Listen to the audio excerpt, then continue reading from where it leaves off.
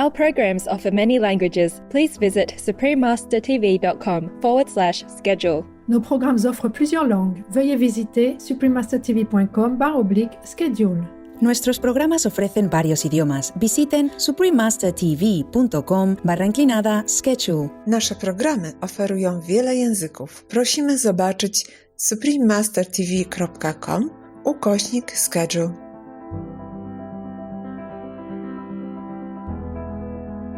The truth of life is you cannot desire that which is not possible of manifestation somewhere in the universe. The more intense the feeling within the desire, the more quickly it will be attained.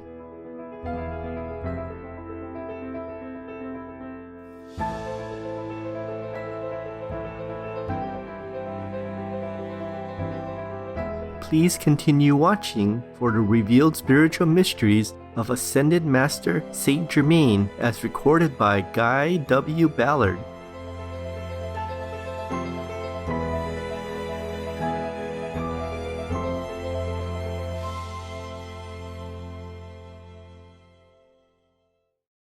Terve, spiritual viewers.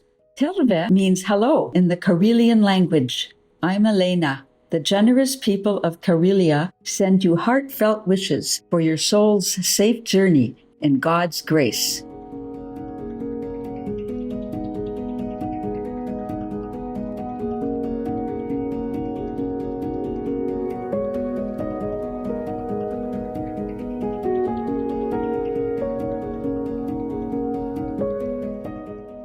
Guy Warren Ballard was a United States mining engineer and a co-founder, together with his wife Edna Ann Wheeler Ballard, of the I Am spiritual movement, inspired by his life-changing meeting with the Ascended Master Saint Germain.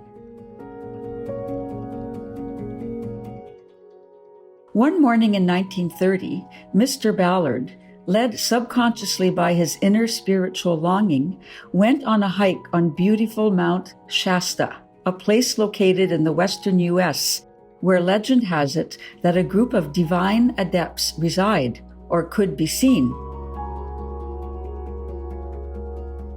His sincerity and deep longing for the truth led to a profound experience that day. He was blessed by the appearance of the beloved Master Saint Germain. Following this enlightening encounter, Mr. Ballard devoted his life to spreading the Master's wisdom according to his capacity. From Master Saint Germain's dictation and teachings, Mr. Ballard wrote a series of books under the pseudonym Godfrey Ray King.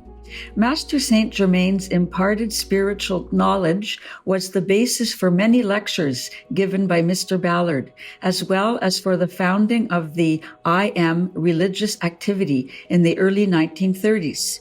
By 1938, it had up to 1 million followers.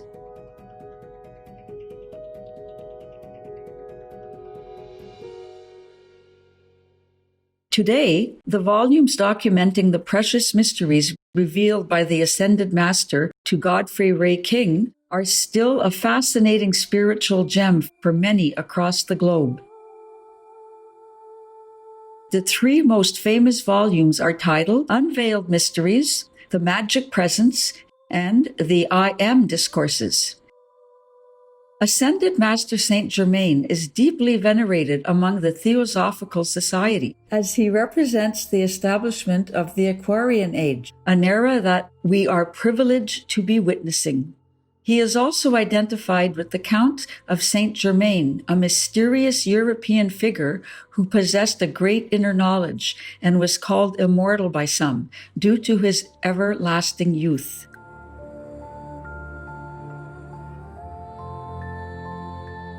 We will now read a passage from Guy Warren Ballard's or Godfrey Ray King's book, Unveiled Mysteries.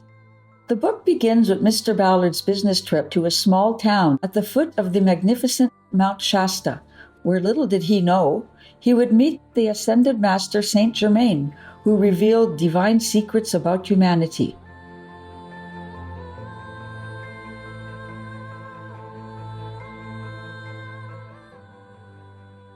Excerpt from Chapter 1, Meeting the Master. As the day advanced, it grew very warm, and I stopped frequently to rest and enjoy to the full the remarkable stretch of country around the McLeod River, valley, and town. It came time for lunch, and I sought a mountain spring for clear, cold water. Cup in hand, I bent down to fill it as an electrical current passed through my body from head to foot. I looked around, and directly behind me stood a young man who, at first glance, seemed to be someone on a hike like myself. I looked more closely and realized immediately that he was no ordinary person. As this thought passed through my mind, he smiled and addressed me, saying, "My brother, if you will hand me your cup, I will give you a much more refreshing drink than spring water." I obeyed, and instantly the cup was filled with a creamy liquid. Handing it back to me, he said, "Drink it." I did so, and must have looked my astonishment, for, while the taste was delicious, the electrical vivifying effect in my mind and body made me gasp with surprise. I did not see him put anything into the cup, and I wondered what was happening. "That which you drank," he explained, "comes directly from the universal supply, pure and vivifying as life itself. In fact, it is life, omnipresent life, for it exists everywhere about us. It is subject to our conscious control and direction, willingly obedient, when we love enough, because all the universe obeys the behest of love. Whatsoever I desire manifests itself when I command in love. I held out the cup, and that which I desired for you appeared. See, I have but to hold out my hand, and, if I wish to use gold, gold is here." Instantly, there lay in his palm a disc about the size of a $10 gold piece. Again, he continued, "I see within you a certain inner understanding of the great law, but you are not outwardly aware of it enough to produce that which you desire direct from the omnipresent universal supply. You have desired to see something of this kind so intensely, so honestly, and so determinedly, it could no longer be withheld from you. However, precipitation is one of the least important activities of the great truth of being. If your desire had not been free from selfishness and the fascination of phenomena, such an experience could not have come to you. When leaving home this morning, you thought you were coming on a hike, that is, so far as the outer activity of your mind was concerned. In the deeper, larger sense, you were really following the urge of your inner God self that led to the person, place, and condition wherein your most intense desire could be fulfilled.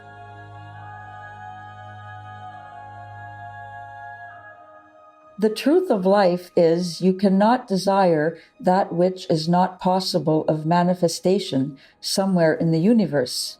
The more intense the feeling within the desire, the more quickly it will be attained. However, if one is foolish enough to desire something that will injure another of God's children or any other part of his creation, then that person will pay the penalty in discord and failure somewhere in his own life's experience. It is very important to realize fully that God's intent for every one of his children is abundance of every good and perfect thing. He created perfection and endowed his children with exactly the same power. They can create and maintain perfection also, and express God, dominion over the earth and all that is therein. Mankind was originally created in the image and likeness of God. The only reason all do not manifest this dominion is because they do not use their divine authority, that with which each individual is endowed and by which he is intended to govern his world. Thus, they are not obeying the law of love by pouring out peace and blessing to all creation.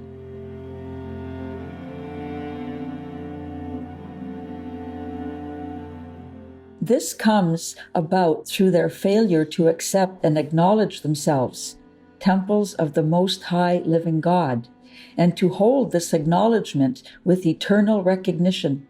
Humanity, in its present seeming limitation of time, space, and activity, is in the same condition a person in need would be to whom someone held out a handful of money. If the needing one did not step forward and accept the money held out to him, how in the world could he ever have the benefit which it would bring? The mass of mankind is in exactly this state of consciousness today, and will continue in it until they accept the God within their hearts as the owner, giver, and doer of all the good that has ever come into their lives and world.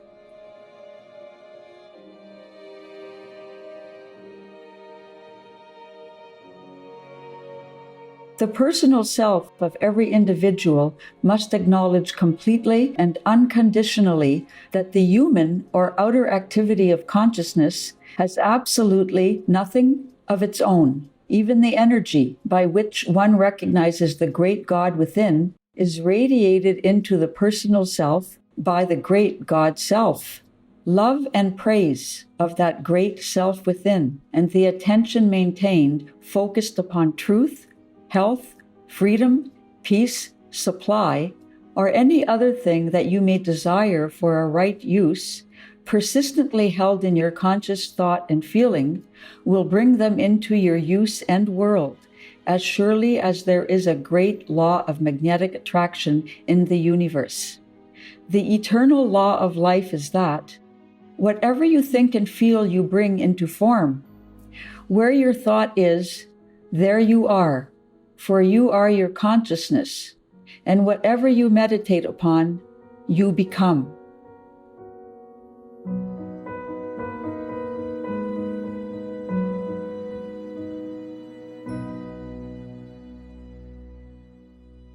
For more information on the Ascended Master Saint Germain, the I Am teachings, and Godfrey Ray King's books, please visit stgermainfoundation.org. Considerate viewers, we appreciate your kind presence for today's Words of Wisdom. Please join us again tomorrow for the second part of From Godfrey Ray King's Unveiled Mysteries, Revealed Ancient Wisdom by Ascended Master Saint Germain, Vegetarian. Coming up next is Supreme Master Ching Hai, Vegan, on the harmful effects of meat, Part 3, The Dire Environmental Impact, right after noteworthy news. Please stay tuned to Supreme Master Television for more constructive programming.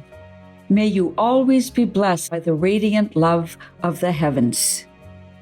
Our programs offer many languages. Please visit suprememastertv.com/schedule and suprememastertv.com/WOW.